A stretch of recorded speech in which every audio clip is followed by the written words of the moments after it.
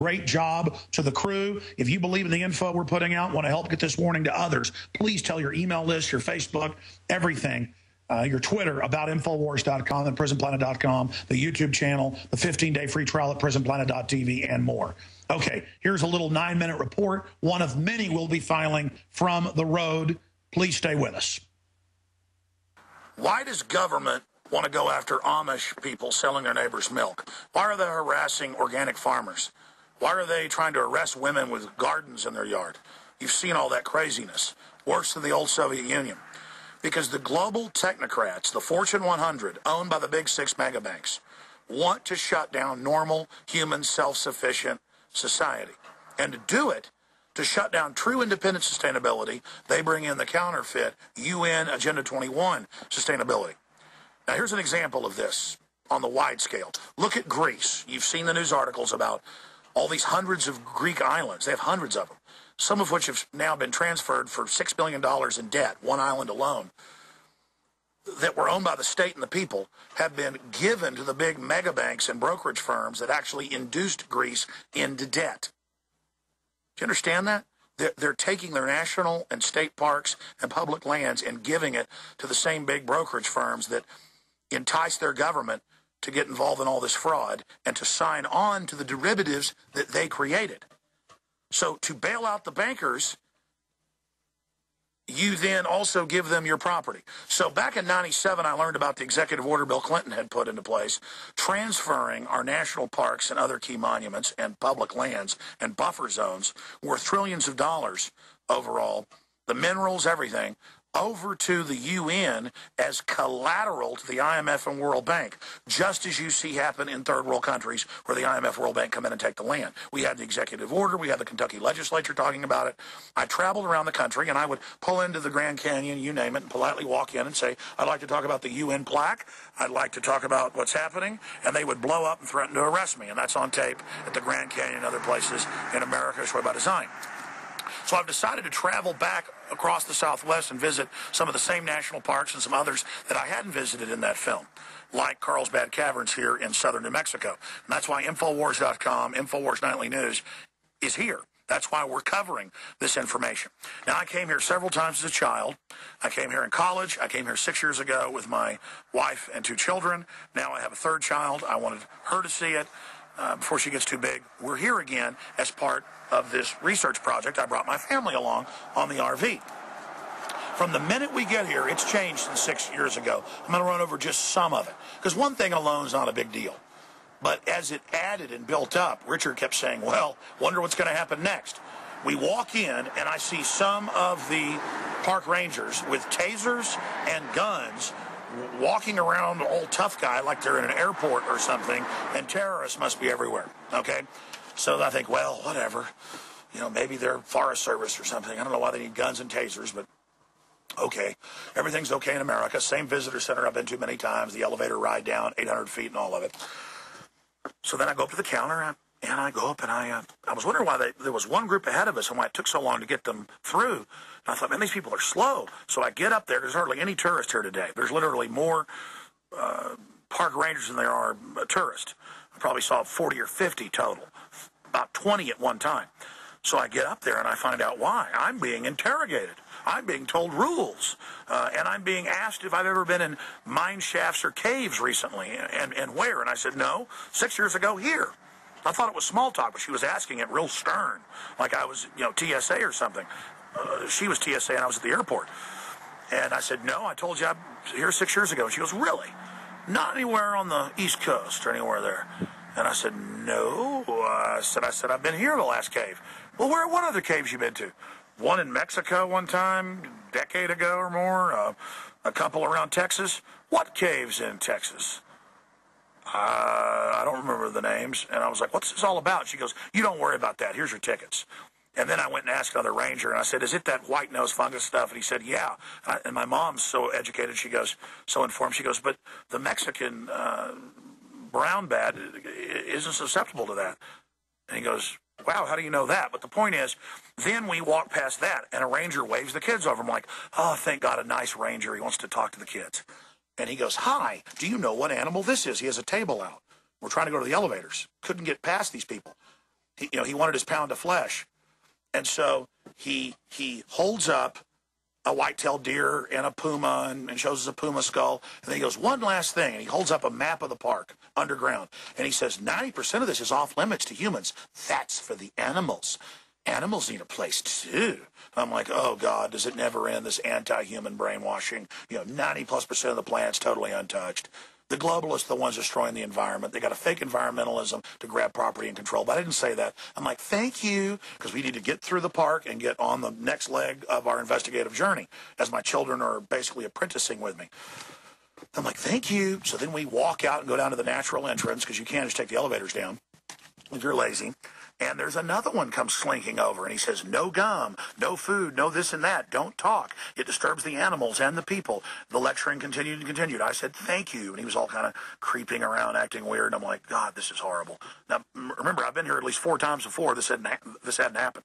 So then we walk down into the cave, and 100 yards in, there's a camera and a sign that says, Cave Watch. If you see anything illegal, call this number. 3030 and had the code. Before those were there if you slipped and fell or needed help or whatever. Now it's tattle on people and cameras everywhere hidden up in cave crevices. And this goes on. And we don't see any of the park rangers till we get down to the bottom, 800 feet down, and they're all there bossing people around and stuff. I talked to some. They were a little bit nice. Then I went and got back on the elevator where they have a little gift shop down at the bottom, went back up to the top. I got back off, saw more park rangers with guns and tasers. My family walked in the bathroom. I turned around, and a guy goes, sir, did you just come in because you need to buy a ticket right now, or this is the last 5 minutes to buy a ticket? But he kind of said it like, and I was like, okay, thank you. No, I've already been down. Thank you. And it's just this oppressive culture of the American people are bad. The American people can't be trusted. Only government is good. They've got new Homeland Security ads in Denver that are airing, and training manuals that Paul Watson wrote about yesterday, where they say even your best friend can't be trusted. They could be a terrorist. Really, what about the government caught shipping drugs into the country? What about the government caught beating people to death? What about the government letting big mega banks rob people and putting their people in as federal regulators? What about all these other companies taking people's bank accounts like MF Global? I mean, what about that? See, this is about us learning to be perps, us learning to be criminals, us learning that we're bad, we have guilt, we're evil. And it just went on and on. There was a bunch of other nanny state stuff. So many I had to write it down.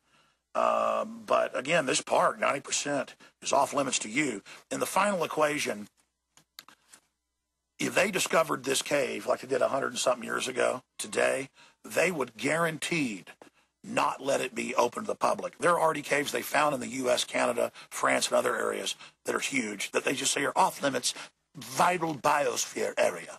It's all about treating us. We have no rights. We're scum. We're trash. We have no value. And the government is there with the big mega banks to basically pick up the garbage and throw it away. That's what's going on. And more, I mean, I've gone to state parks where they're super rude. Aaron Dykes tried to go to a state park, McKinney Ruffs, with his girlfriend a few weeks ago. And he said they interrogated him. Nice clean-cut guy, nice clean-cut girlfriend. They interrogated him like he'd done something wrong and said, is anybody else hiding in the car? It's like when you go rent a car, they interrogate you. Where are you going? What are you doing? Oh, really? Who are you visiting? It all goes in a Patriot Act database. And this is all fact. I mean, this is like Stasi East Germany or something. So I wanted to follow this boil down before I also post the videos we shot in there today inside the cave and that cover some of what we just broke down here. But it's just all off the charts. So here's kind of a final boil down before I post all the pieces that were shot live inside the cave. Again, I'm Alex Jones signing off from the Southwest. I'll be reporting throughout the weekend and next week. You'll see our reports posted at prisonplanet.tv and Infowars.com. Thank you for watching. And there you have it. As Alex pointed out, he has other videos on the Alex Jones channel. He's going to be back live on Monday. But a little tip, keep in mind, he loves posting those little videos on the Alex Jones channel throughout the time he's away. So look for those over the weekend. And again, we're going to cover those tonight on the Infowars Nightly News. And as you heard him point out, it is an Agenda 21 takeover in part, but it's also allowing the various global interests like the United Nations to have these parklands as collateral. And there's a great documentary, the Ken Burns one, on the national park system.